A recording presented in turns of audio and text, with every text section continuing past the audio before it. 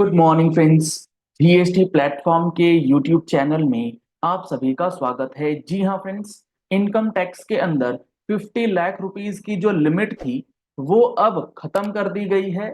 जो प्लानिंग किया करते थे इनकम टैक्स के अंदर टीडीएस ना काटना पड़े, वो प्लानिंग अब खत्म कर दी गई है इस बार के बजट 2024 के अमेंडमेंट के अंदर। सेक्शन 94 194 कैपिटल आई ए में एक बेहद इंपॉर्टेंट अमेंडमेंट जो है वो किया गया है, जिसका प्रैक्टिकली अब क्या इम्पैक्ट पड़ने वाला है। जिसके अंदर अभी तक जो टैक्स सेविंग्स टीडीएस के रूप में हुआ करता था वो अब आपको पेमेंट करना पड़ेगा और फिर सामने वाला रिफंड ले ले, उसमें कोई दिक्कत नहीं है। यानी कि अब आपकी प्रॉपर्टीज की जो ट्रांजैक्शंस हैं उसका ट्रैक आने ही वाला है, क्योंकि यहाँ पर लिमिट के अंदर फेरबदल किए गए। आपको मैं समझाता हूं कि हुआ क्या है और पहले क्या होता था। अब आपको अपनी प्रैक्टिस के अंदर क्या चीजें जो हैं वो बदलनी होंगी, ताकि आपका कोई भी टीडीएस जो है वो गलत ना हो जाए और आप किसी कंप्लायंस को लेकर के फेल ना हो जाएं। यहां पर आप देख पा रहे हैं जो हमारे पास सेक्शन है, सेक्शन 94 आई ए। सर ये किस चीज का सेक्शन है? ये सेक्शन बात करता है आपको टीडीएस काटना है अगर आप कोई इमूवेबल प्रॉपर्टी परचेज करते हैं जिसकी वैल्यू 50 लाख रुपए से ऊपर की होती है। मान लीजिए आपने फ्लैट परचेज करा है 60 लाख रुपीज का, तो उसमें दो पार्टीज होंगी। एक पार्टी होगी परचेजर, एक पार्टी होगी सेलर। परचेजर पार्टी को कहा जाता है ट्रांसफरी और बेचने वाले को कहा जाता है ट्रांसफरर। तो नियम यह है कि जो परचेजर है वो परचेजर जो है 1% का जो टीडीएस है, 1% का जो टीडीएस है वो अमाउंट डिडक्ट करेगा और उस अमाउंट को जमा करेगा सेलर के अकाउंट में, ट्रांसफरर के अकाउंट में, और फिर वो अपना इनकम टैक्स भर करके उसका रिफंड वगैरह जो है लेना ले ले।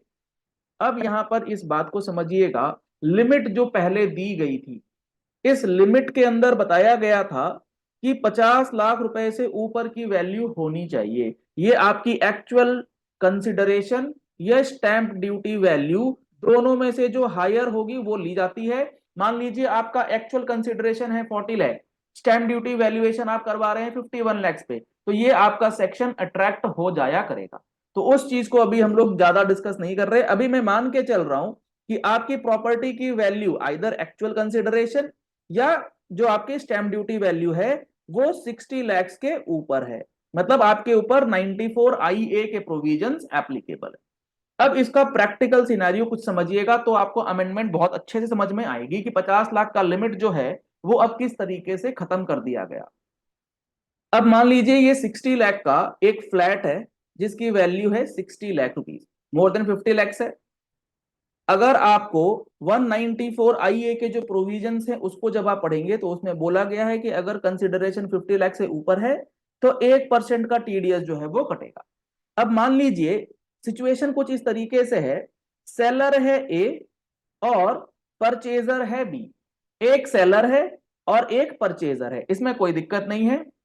एक फॉर्म भरा जाएगा, जो बी है वो एक फॉर्म 26 क्यूबी भरेगा और उसमें 50 लाख रुपीज से ऊपर चूंकि वैल्यू है तो 60 लैक्स का 1%, यानी कि लगभग 60,000 रुपीज वो क्या करेगा, वो 60,000 रुपीज जमा कर देगा इस पर्सन के पैन नंबर पे और वो उसका बेनिफिट ले लेगा। एक सेलर एक बायर होने में कोई दिक्कत नहीं। अब सिचुएशन कुछ इस तरीके से हो रही है, मान लीजिए बायर इस बार, जो पहले हुआ करता था बायर जो है इस बार है, दो बायर है, मल्टीपल बायर है, मल्टीपल ट्रांसफरी हैं और ट्रांसफरर सेलर है एक। ठीक है, 60 लाख की कंसिडरेशन है। अब जो पहले प्रोविजन था वो ये कि अगर कोई पर्सन कोई प्रॉपर्टी खरीद रहा है जिसकी कंसिडरेशन वैल्यू 50 लाख से ऊपर है।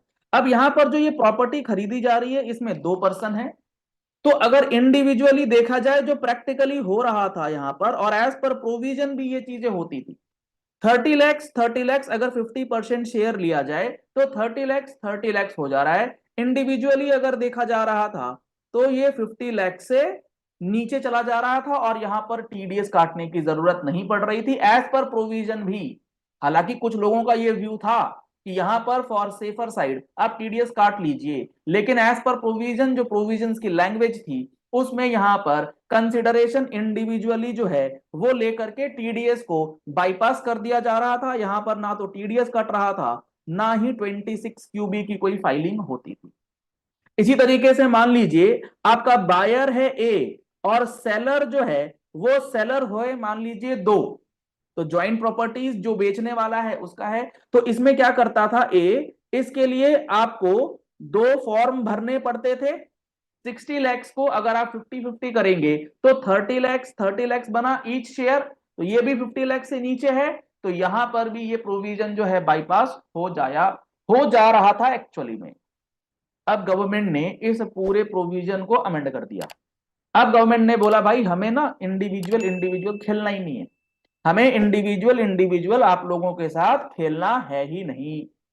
आपका एक ट्रांसफरर हो, मल्टीपल ट्रांसफरर हो, एक ट्रांसफरी हो, मल्टीपल ट्रांसफरी हो, 50 लाख रुपए से ऊपर की कंसिडरेशन वैल्यू है इन एग्रीगेट। अब हम शेयर वाइज खेलेंगे ही नहीं, इंडिविजुअल लेवल पे खेलना ही नहीं है। देखिए अमेंडमेंट क्या है। अमेंडमेंट ये कहता है provided that where there is more than one transferor, अगर एक से ज्यादा सेलर है या एक से ज्यादा ट्रांसफरी यानी कि परचेजर है। तो हमारे एग्जांपल में जो पहले सिचुएशन में हमने डील करा उसमें मल्टीपल परचेजर थे ए और बी, सेलर एक था सी। दूसरे में एक परचेजर है दो सेलर हैं, चाहे जो मर्जी कॉम्बिनेशन हो, परचेजर मल्टीपल हो सेलर मल्टीपल हो, in respect of any immovable property, किसी फ्लैट के संबंध में इमूवेबल प्रॉपर्टी के संबंध में, then the consideration shall be, consideration क्या होगा, aggregate of amounts paid or payable by all the transferees to the transferor or all the transferor for transfer of such immovable property. कहने का मतलब ये हो गया कि अब इस केस में जहां पर ए और बी मल्टीपल बायर्स थे, जब वो इंडिविजुअल इंडिविजुअल देख रहे थे तो आपको 60 लैक्स का बेनिफिट मिल जा रहा था, यानी कि 30 लैक्स। अब गवर्नमेंट ने इस प्रोवाइजो की मदद से ये कह दिया है कि अब आपको एग्रीगेट कर देना है, इस दोनों को जोड़ करके देख लेना है कि एक इमूवेबल प्रॉपर्टी के रिस्पेक्ट में कंसिडरेशन 50 लाख से ऊपर है या नहीं। तो यहां पर जो प्लानिंग हो रही थी वो प्लानिंग अब खत्म हो गई है। यहां पर आपको 194 IA में 1% का टीडीएस डिडक्ट करना पड़ेगा। सिमिलरली यहां पर हमारे पास बायर था एक, सेलर थे दो, तो यहां पर भी 30 लैक्स को अब एग्रीगेट करके जो 60 लैक्स हो गया ये मोर देन 50 लैक्स है। यहां पर भी 94 IA में आपका टीडीएस जो है वो डिडक्ट करना पड़ेगा। तो 94 IA के अंदर ये बेहद इंपॉर्टेंट चेंज, 50 लाख की लिमिट अब जो प्लानिंग हुआ करती थी वो खत्म। हर केस में जहां जहां 50 लाख से ऊपर है वहां वहां पर आपको 1% का टीडीएस अंडर सेक्शन 194 IA जो है वो अब डिडक्ट करना पड़ेगा। और ये प्रोविजंस लागू कर दिए गए हैं और ये प्रोविजंस इफेक्टिव हो जाएंगे 1 अक्टूबर 2024 से। तो जो भी आपकी प्रॉपर्टीज की ट्रांजैक्शन पेंडिंग है उसको 30 सितंबर 2024 से पहले जो भी है उसको सेटल कर लीजिए।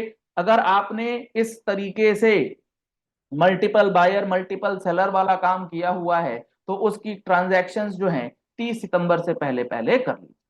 उसके बाद अगर आप जाएंगे तो आपके ऊपर एग्रीगेट अमाउंट का टीडीएस जो है वो एप्लीकेबल हो जाएगा और पूरे ही ट्रांजैक्शन पर 1% का टीडीएस जमा होगा।